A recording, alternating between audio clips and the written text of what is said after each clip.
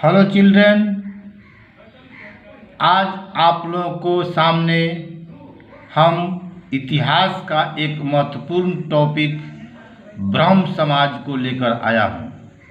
यह मेरा ब्रह्म समाज का तीसरा टॉपिक है। टॉपिक पर डिस्कस करने से पहले मैं आपसे आग्रह करता हूँ कि कृपया मेरे चैनल को लाइक और सब्सक्राइब करना न भूलें, क्योंकि आपका एक लाइक हमारी पूंजी है। हमको मोटिवेट करता है कि मैं आपके लिए पुनः दोबारा एक वीडियो लेकर आऊँ। अब हम आते हैं आज के मुख्य टॉपिक पर, ब्रह्म समाज पर। सर्वप्रथम राजा राम मोहन राय ने 1828 ईस्वी में एक ब्रह्म सभा की स्थापना किया, जो 1829 में ब्रह्म समाज के नाम से जाना गया। इनके सहयोगी देवेंद्रनाथ टैगोर थे। यह एक भारत का सामाजिक धार्मिक आंदोलन था, जिसने बंगाल के पुनर्जागरण युग को प्रभावित किया। इसका एक उद्देश्य भिन्न भिन्न धार्मिक आस्थाओं में बटी हुई जनता को एकजुट करना तथा समाज में फैली कुरीतियों को दूर करना था।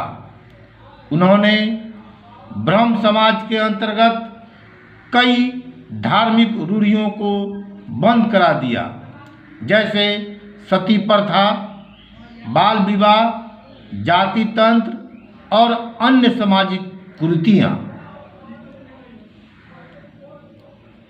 इसके पहले राजा राम मोहन राय 1814 ईस्वी में आत्मीय सभा की स्थापना किया था, जो बाद में ब्रह्म समाज में बदल गया।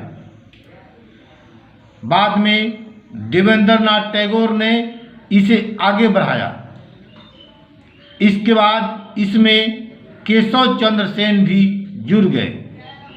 केशव चंद्र सेन के प्रयास के कारण ब्रह्म समाज का स्वरूप अखिल भारतीय हो गया, पर देवेंद्रनाथ टैगोर से मतभेद के कारण 1866 ईस्वी में केशव चंद्र सेन ने भारतवर्षीय ब्रह्म समाज की स्थापना किया। ब्रह्म समाज भारत के सबसे प्रभावशाली धार्मिक आंदोलनों में से एक था। यह आधुनिक भारत के निर्माण में महत्वपूर्ण योगदान दिया। यह उस समय के ब्राह्मणवाद के सुधार के रूप में शुरू किया गया था।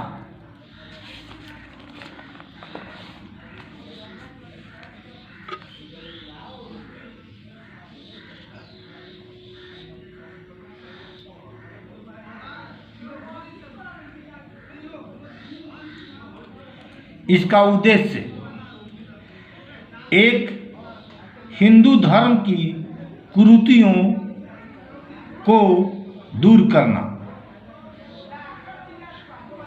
बौद्धिक एवं तार्किक जीवन पर बल देना, बहुदेववाद और मूर्ति पूजा की निंदा करना। 2.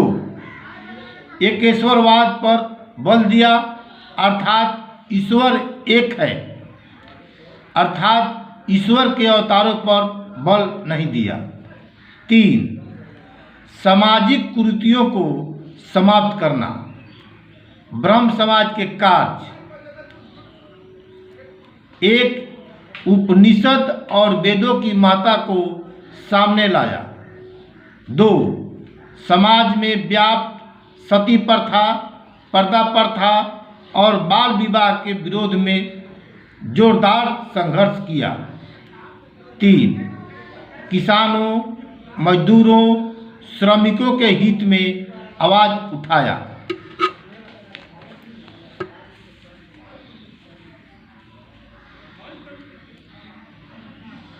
इसने जाति प्रथा पर जोरदार हमला किया।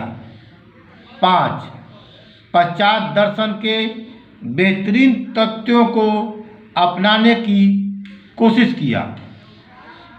उपलब्धि 1. 1829 में विलियम बेंटिक ने कानून बनाकर सती प्रथा को अवैध घोषित किया। 2. समाज में काफ़ी हद तक सुधार आया। 3. समाज में जाति, धर्म इत्यादि पर आधारित भेदभाव पर काफ़ी हद तक कमी आई। कुछ महत्वपूर्ण तथ्य। राजा राम मोहन राय आधुनिक भारत के पुनर्जागरण के जनक और एक अथक समाज सुधारक थे, जिन्होंने भारत में ज्ञानोदय और उदार सुधारवादी आधुनिकीकरण के युग का उद्घाटन किया। राजा राम मोहन राय का जन्म 22 मई 1772 को बंगाल के राधानगर में एक रूढ़िवादी ब्राह्मण परिवार में हुआ था। राजा राम मोहन राय को दिल्ली के नाम मात्र मुगल सम्राट अकबर द्वितीय द्वारा राजा की उपाधि दी गई थी।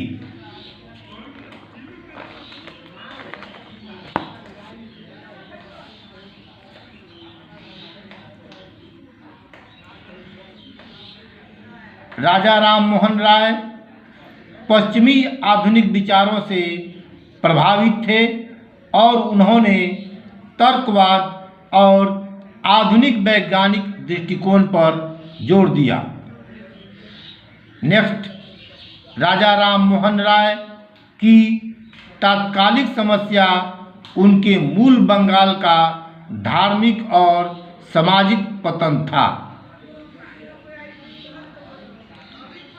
राजा राम मोहन राय का मानना था कि धार्मिक रूढ़िवादिता समाज की स्थिति को सुधारने के बजाय सामाजिक जीवन के लिए हानिकारक और लोगों के लिए परेशानी का कारण बन गई है।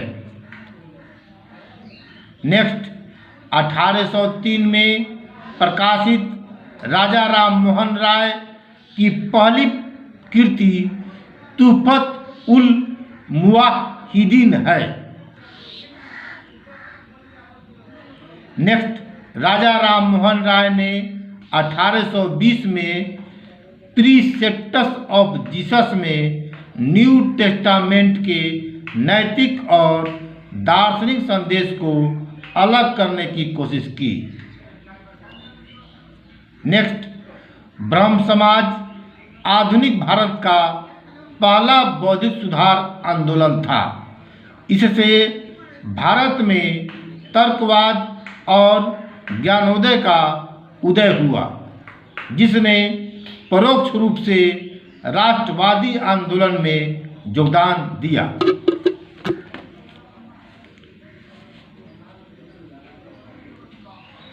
ब्रह्म समाज 1866 में 2 भागों में विभाजित हो गया। एक, केशव चंद्र सेन द्वारा स्थापित भारत का ब्रह्म समाज और दूसरा देवेंद्र नाथ टैगोर द्वारा स्थापित आदि ब्रह्म समाज। नेक्स्ट, राजा राम मोहन राय ने 1872 में डेविड हरे के हिंदू कॉलेज का समर्थन किया। नेक्स्ट, राजा राम मोहन राय ने 1825 में वेदांत कॉलेज की स्थापना किया। नेक्स्ट, जब 1819 में लॉर्ड हेस्टिंग्स द्वारा प्रेस सेंसरशिप में ढील दी गई तो राजा राम मोहन राय को 3 पत्रिकाएं मिली। एक, द ब्राह्मणिकल मैगजीन 1821, 2, बंगाली साप्ताहिकी संवाद कौमुदी 1821 और 3, फारसी साप्ताहिक मिरात उल अखबार। आशा करता हूँ कि आपको ये वीडियो अच्छा लगा होगा। धन्यवाद।